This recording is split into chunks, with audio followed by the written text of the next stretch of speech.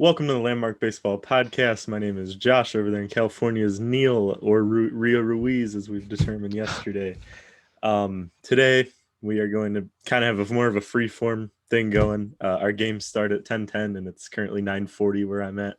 Neil's on the West Coast, so his times are different. But we're going to try to knock this one out before the games start. Padres going against the Pirates tonight. What you thinking? Oh, well, we have a pitcher I've never heard of before join because Paddock has COVID and Lamet is hurt, Ryan Weathers is hurt. I think we talked about that yesterday. I don't know if that's going to be added on to this, but yeah, so there's Probably a not. pitcher I never heard of. So we'll see how he does. I mean, it might be a bullpen game, but I mean, I trust their bullpen honestly more than I trust Blake Snell at this point, and Chris Paddock. So I guess I don't know. Pirates. They don't. I'm not too scared about what they're gonna throw out. We just got done with. Literally just played the Dodgers, then the Brewers, and then the Giants. So I think anything's better than those teams at this point. So yeah, we'll see how that goes. What's this Root pitcher's for 'em, name? I'm trying to find it. Miguel Diaz. Sounds right. That's the Padres pitcher tonight against Yeah. Tyler Anderson. So that name doesn't do much for me either. I But mean, it's the Pirates. Like we're not. That's what I'm sure. saying. Like we just, like, yeah.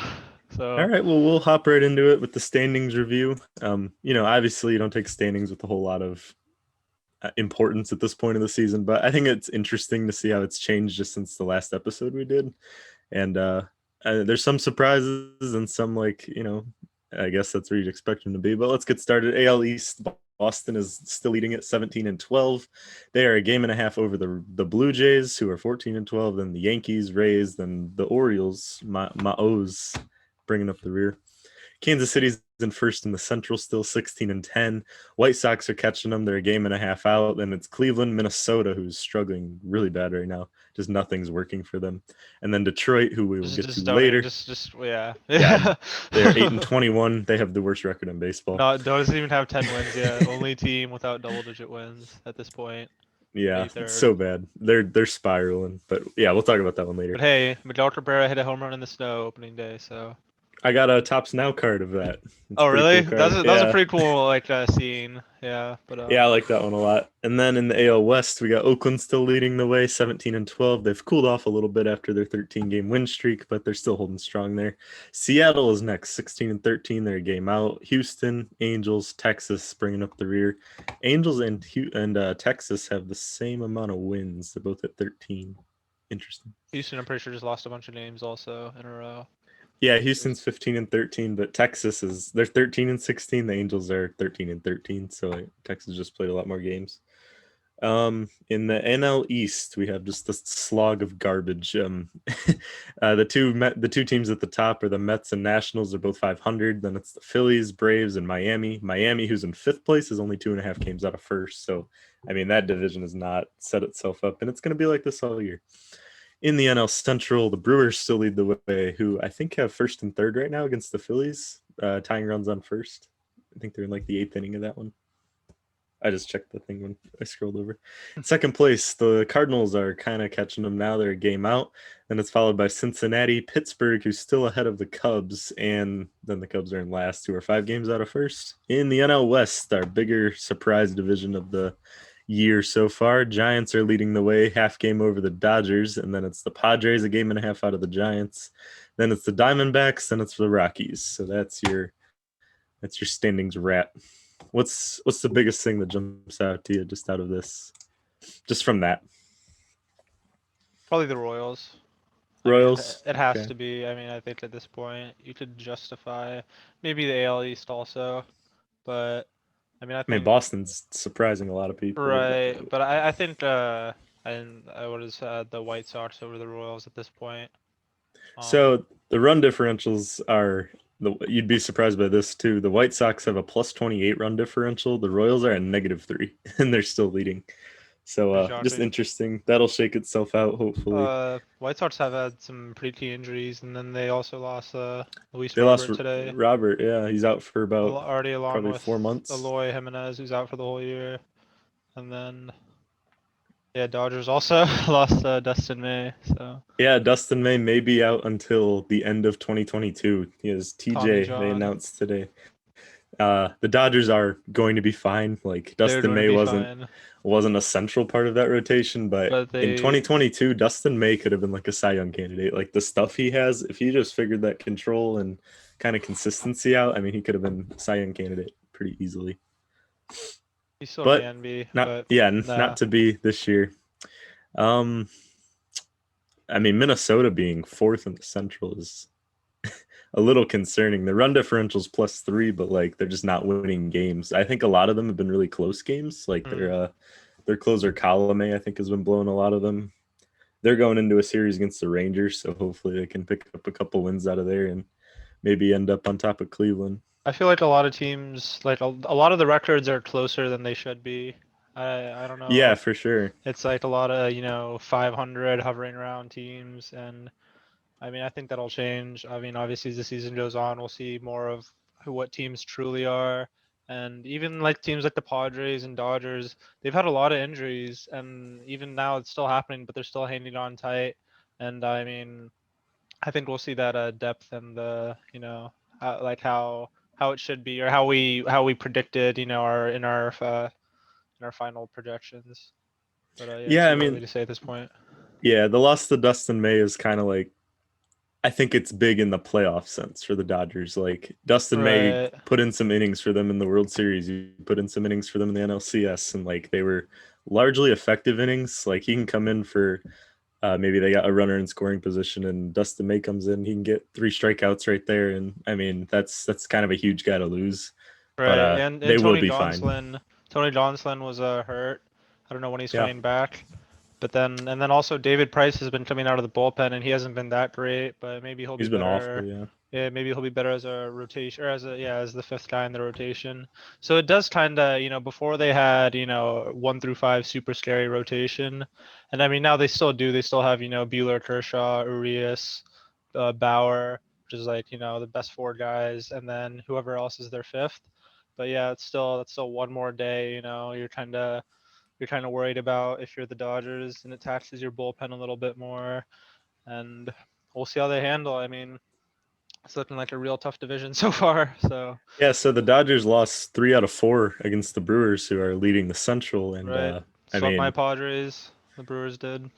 So yeah, kind of concerning for a team like the Dodgers. I mean, Cody Bellinger's injured. Mookie Betts is kind of still trying to catch. He'll figure it out, but like Mookie Betts right, is off to a slower start, I guess. Max Muncy is not hitting whatsoever. Corey Seager's not hitting that well. His defense is kind of bringing him down a little bit too. I watched a mm. late game error for them, and I mean they're gonna figure it out. It's the Dodgers, but it is interesting to see them kind of sputter like this out of the Some of gate. those guys, like I'm pretty sure Max Muncy is like one of the highest on base percentages. I He's think just is the getting, highest. He's yeah, leading in walks, he's but getting walked a lot.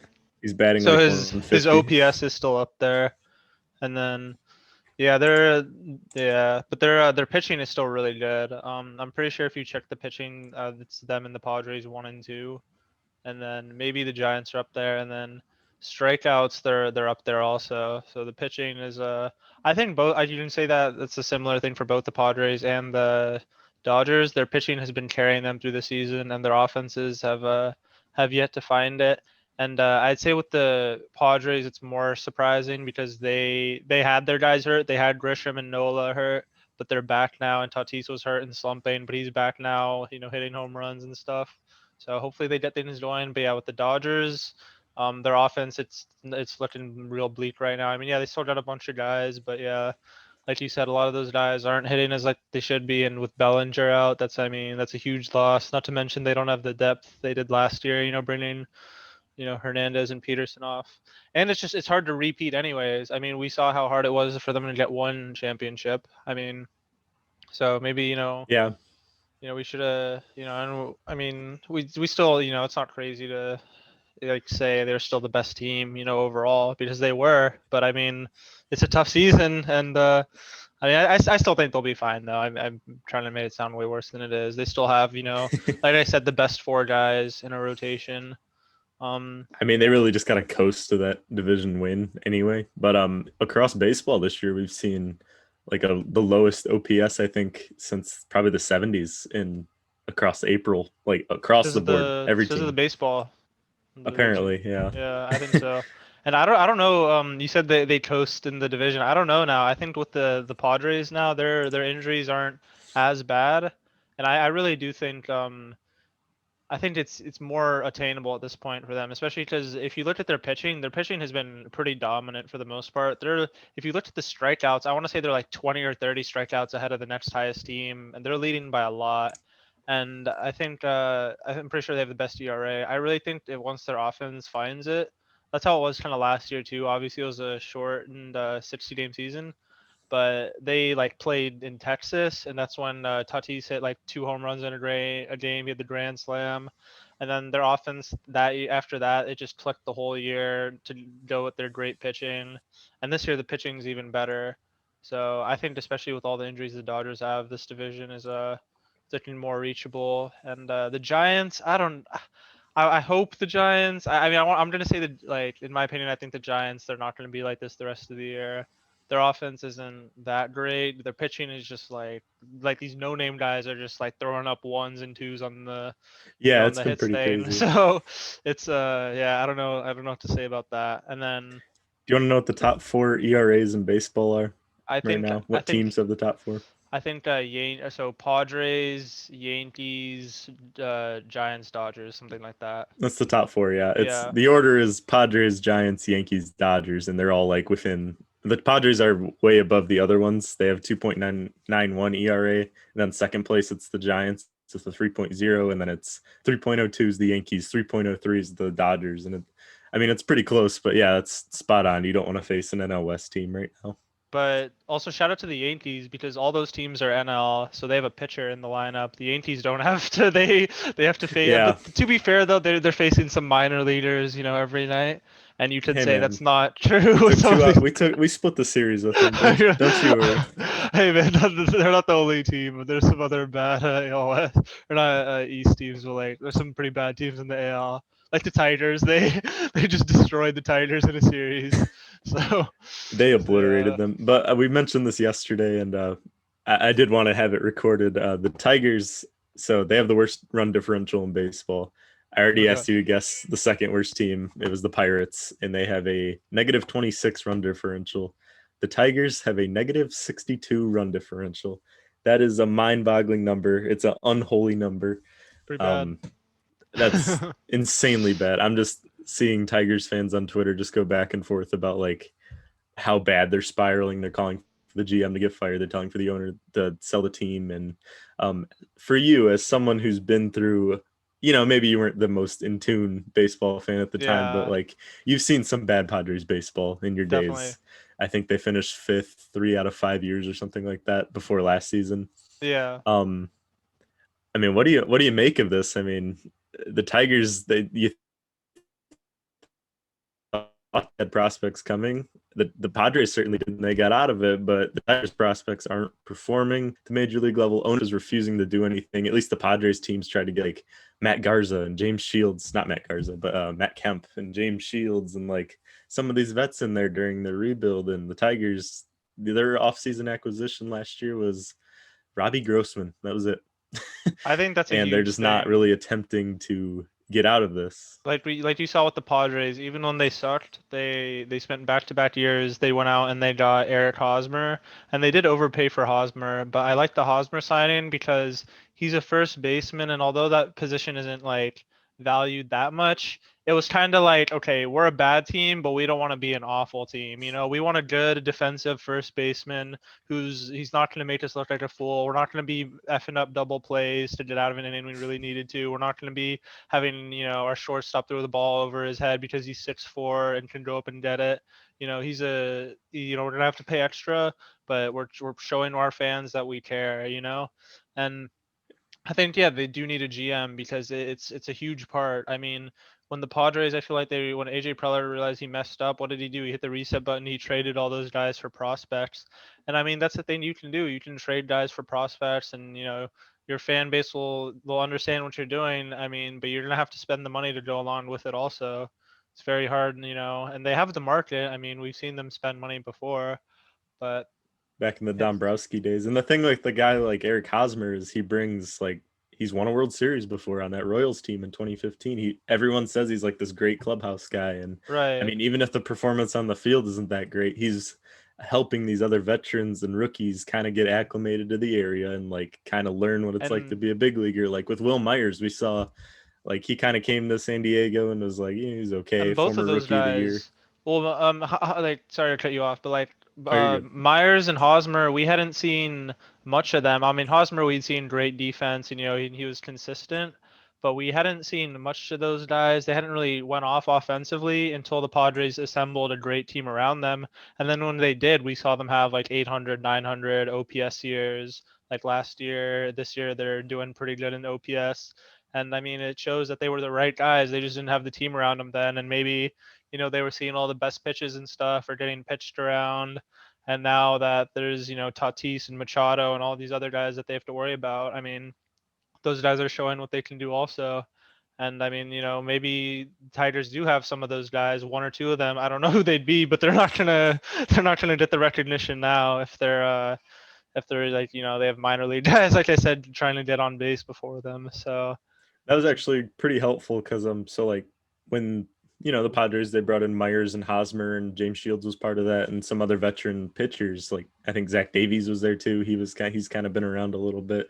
But the Tigers, so their two top prospects that are currently on the major league roster are Casey Mize and Tarek Skubal, who pretty highly touted guys. They brought in nobody to kind of mesh them in like to the big leagues and maybe make them better. Like their best pitcher was like Matt Boyd, and he's terrible. And he's only been with the Tigers at Major League Baseball through all the bad rebuild years. So, I mean, you're not really setting your guys up for success when you can't put like tried and true, proven veterans around them to help them improve in the game. You're going to see these kind of results where they're 8-21 was kind of supposed to be a turning point for the Tigers. They were supposed to maybe win up to 70 games. Like, hope that was like optimistic, but I mean, they are not on that trajectory right now. It's been rough. They've lost 9 out of the last 10. They've lost 5 in a row. They're already 9.5 games out of first place, and we're only 30 games into the season. yeah, pretty bad run differential for being 30. Yeah. It's double the second worst team. I mean, there's bad. Like the Pirates, we thought would be really bad, but the Tigers just took it to a whole new level. I mean, at the beginning of the year, they looked okay. I mean, they took a couple games from Cleveland. They swept Houston actually, and after that, it's just been downhill. Wilson Ramos was like tied for the league lead in home runs. Yeah, now he's just like disappeared. Isn't it nothing? Akil Baddoo, the whole story of the spring training. Nope, He's kind of fallen off a cliff a little bit. I mean, he's like kind of pulling his weight, I guess, but I mean, he's nothing like everyone was hyping him up to be. And right. yeah, they're spiraling out of control, and it's going to be interesting to see what they do this year. It would have been fun if they just had spent money on, one of these nice free agents last year, but who knows, maybe they'll get one of these, sought after shortstops coming up this year. I don't think they will, because they don't want to spend money till the guys they bring up are like performing, and that's not really how rebuilds work. Yeah. Yeah, we'll see how it goes for the Pirates, but yeah, they're not looking too strong, but I think the Rockies are in the same boat. Rockies, yeah, we could talk about that for sure. They lost their GM step down, mutual step down. Basically, we're gonna fire you, or you could step down on your own accord, and so they did. So Jeff Bridich is out, and he was there for like 17 years or something like that. We saw all the good years of the Rockies and a lot of bad years. Team like the Rockies, I mean, with that ballpark, there's so many like physical things that they can build around in just the ballpark. Like a really creative GM could get in there and I don't know, they could really make an interesting team, to say the least, I guess. There's like a lot of studies on the physics. They had an interesting team. I think they had a really good team. They did have a good team. David Dahl, Mayhew, Blackman, Arenado, Story at one point. Like that was a really good lineup at one point, and their pitching looked really good also. But then their pitching just like fell off all of a sudden. They didn't pay LeMahieu, Dahl gone. Everyone knows what happened with Arenado. They paid they gave the Cardinals money along with him somehow. And they're about to lose Story. It seems like they're not going to pay him. They just need to hit the reset button. I mean, they've had prospects come up. They've had opportunities to have good draft picks, and they haven't been able to develop players. Yeah. They haven't been able to trade for good players. They haven't been signing anybody. Like, I think that's the big thing is like signings are like And negative they're in a WAR. good They've produced a division. negative WAR. They're in a They're in a good. decent division, yeah. I'd say it's the best, honestly. If you think about the Giants, they're a bad team, right? But like if you look at what they've done recently, they have your respect. The Dodgers and Padres. Padres like recently haven't been good, but this year, they've shown that they're going in the right direction. And then even the Diamondbacks, I feel like they're poorly operated and they're not spending that much money, but they're not that bad. Like they still went out and paid Bumgarner. They still have, Cattell Traded for Zach Marte. Gallen, and yeah, they Yeah, got like they got some pieces. yeah. So it's tough Yeah, for the Rockies, especially when you you're just got to hit competing the against reset those button on teams. that Yeah. team. You got Herman Marquez, who has a few years of control left, and like he's been a really good pitcher, not really widely recognized, but he's been very good. And Trevor Story's there. Charlie Blackmon will probably retire as a Rocky, but they got some pieces there, and I think it's just time to hit the reset button. They drafted like a high school bat, Zach Veen, last year, and I guess by the time he comes up, the Rockies team could look very different, and it probably should.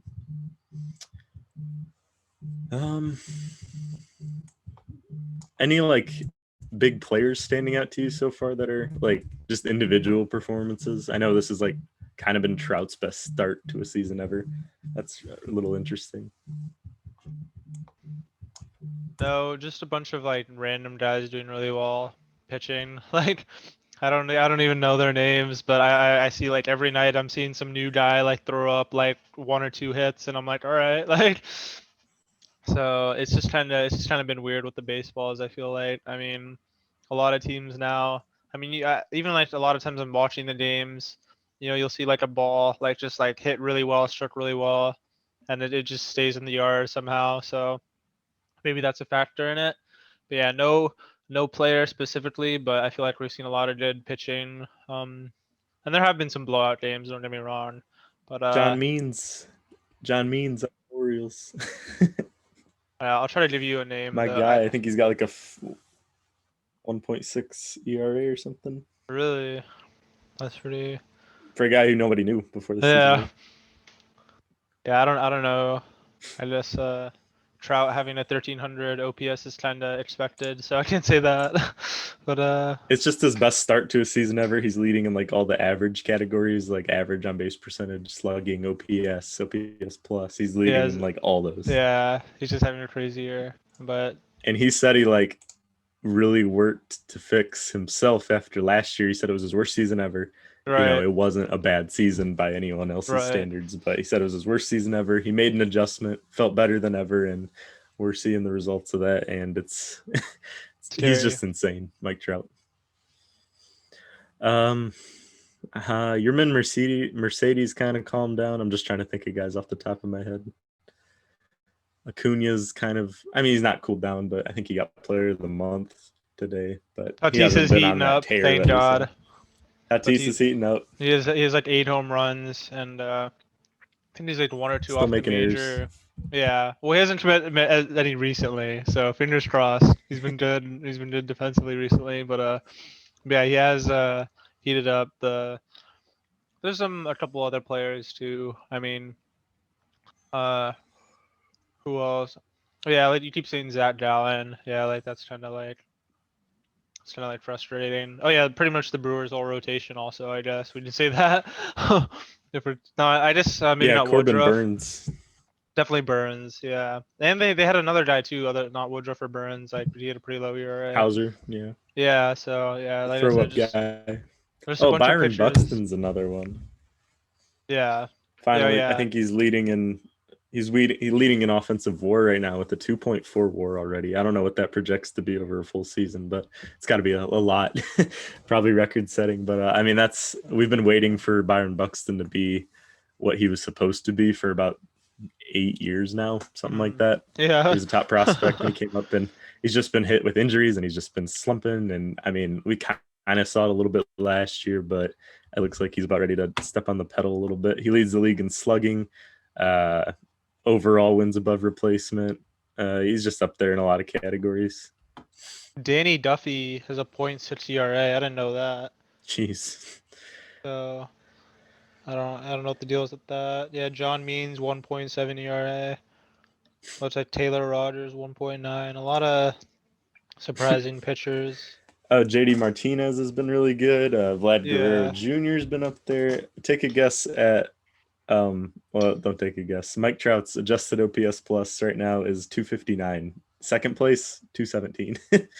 He's pretty just setting crazy. them on fire. I mean, I wouldn't say we've been waiting for it, but because he's great every year. Um, I don't know. How about the Yankees? They've kind of come back from their little skid they were having. I mean, they did just play a series against the Tigers, to be fair. They So split. Well, even before that, they split with us. They swept the Tigers, and then I think they've. I don't know who they're playing right now. Actually, they play Houston tomorrow, so yeah, so that'll be. I wouldn't say they've found it yet. Like we'll see. Even like Yankees fans are saying they're looking better on the field, though. Corey Kluber threw like take it for Oh what you yeah, will, like 8 innings No, yeah, against I the saw that. Tigers. Tyone and Kluber both had like shutout performances, not full game shutout, but yeah, Garrett Cole got pitcher of the month. yeah. Cole's been what they expected from him. He's leading in all the average categories too, like FIP and WHIP, and he's up there in ERA. He's got like strikeouts per nine. I think he's at 20 strikeouts per nine right now. Ridiculous. Leads the league. I mean, how insane has DeGrom been? As always, I saw a stat today. Most pitches thrown over 100 miles an hour in baseball. First place, Jacob DeGrom with like 43. Second place had like 8. It's insane. The Mets I'm blow it every time. really interested to see when they play the Padres, but We got the Mets in a couple weeks, and Matt Harvey comeback season against the Mets. Ready for it. it'll probably be only like 2 games though, right? It's a 2-game set, yeah. Yeah, so you might not see him, the man, but I was thinking about what separates like the Mets from like I don't know. I feel like the Mets like they're just like if anything happens to DeGrom, their season is done, and like I feel like with other teams that's not the case. Like the Padres and Dodgers can lose like a pitcher or two and still be okay, and they have right now, and they're they still people aren't too worried about them. I don't believe in the Mets at all. I haven't seen it. They added Lindor. Lindor hasn't been great for them. I don't care as much about that. I know Lindor's a good player. He's definitely an improvement over Ahmed Rosario as their shortstop. So I mean, I just don't believe in the Mets. I don't believe in the Carrasco rotation. I isn't don't back believe in yet, the right? what's that? Is Carrasco back or He comes back next week, I think, and then okay? they're hoping to get Syndergaard back before the end of the year. They say he's throwing like 95 in bullpen sessions, so that's a good sign. But until He's I throwing see like the Mets win consistently, I do not believe in them. Syndergaard was throwing like 100 before, so that's like is way less. Well, he's not like quite ready to come back, so like All I think right. he's throwing like 2 inning bullpen sessions. But yeah, Stroman's ERA is pretty good, but yeah, they're in a really tough division. So I mean, that division's just a slog. We thought the Central would be like this, and it kind of has been, but not to the degree that the East has been. it's not. I won't say bad though. I would say they're just like they're beating up on each other and they're facing some tough teams. The NL is like pretty tough. So, Yeah. but Oh, yeah. did you watch that national game last night? Like national broadcast, it was Mets Phillies. I think I was No, texting you. No, it was in the other chat. no. Yeah, I so think they the came back. It was like pretty crazy, right?